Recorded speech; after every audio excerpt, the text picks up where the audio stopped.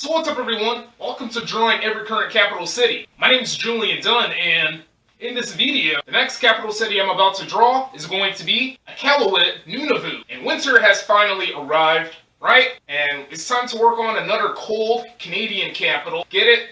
Cold. The word cold is supposed to be a slang, which means very good. Cold has more than one meaning. It also means the opposite of hot. And I know my antonyms, alright?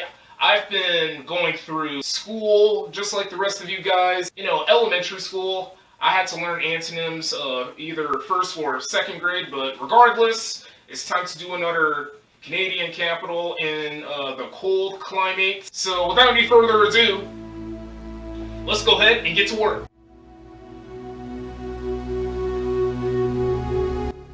Iqaluit is also the largest and only city in a Canadian territory, just like the two previous territorial capitals of Canada that we drew. The city means place of many fish in some weird type of Inuit language. The city is situated on Everett Mountains. It's also the least populated Canadian capital, and I believe it's the only one to not have a highway connecting to other settlements. For years and years, it's used as a fishing area by the Inuit. In the year of 1942, the USA chose this area to set up an air base to help out to make war efforts in certain parts of Europe during the Second World War.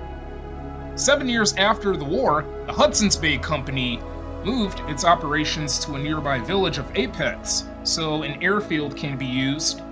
The authorities of USA and Canada called Iqaluit Frobisher Bay, and the population was growing during the mid-1950s and was used for the DEW line construction operations.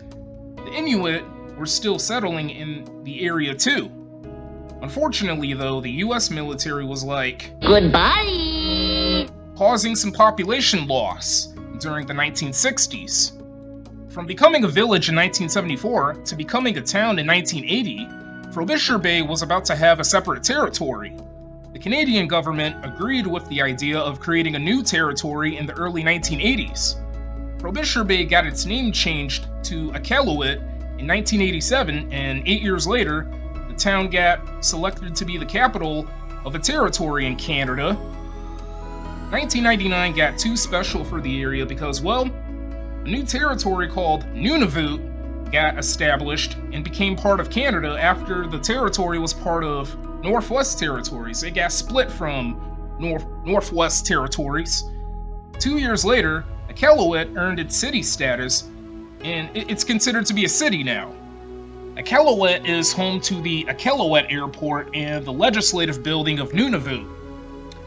I don't think there's really any famous people that was born in Iqaluit, but except for one, and that is actress Anna Lamb.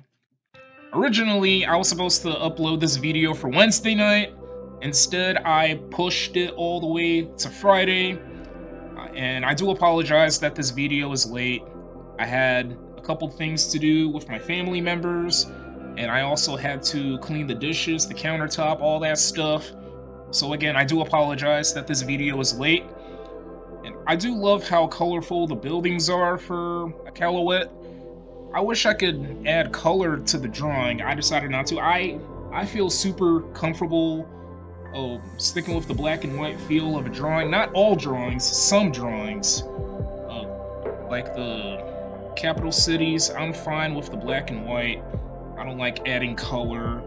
I know that sounds, I don't know how to best describe it, maybe controversial. I don't know how to put it in words with my decision of working on these artwork, any of the drawings I would do for a living.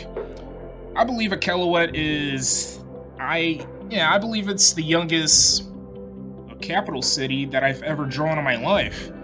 And I know it's one of the youngest in the world, and obviously it's one of the smallest in the world, one of the smallest capital cities, and it's one of the smallest capital cities that we had to draw, along with Pierre, South Dakota, any of the U.S. territorial capitals we had to draw, and also Montpelier, Vermont.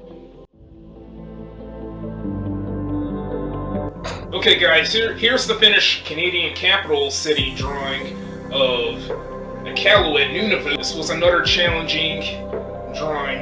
This was another challenging one. We got the small buildings that we had to draw, some hills, more small buildings in the background. There's some that are closer. I don't know. We got some rocks down here, maybe some like dirt, mud, or snow, maybe some snow chunks or ice chunk. This may sound a bit weird to you guys, but I think Iqaluit is one of the cutest cities because, well, there's no skyscrapers since this is a very, very small capital city, one of the smallest capital cities that I had to draw. I don't know if you guys can really see the utility poles in the background. I'll give you guys a closer look.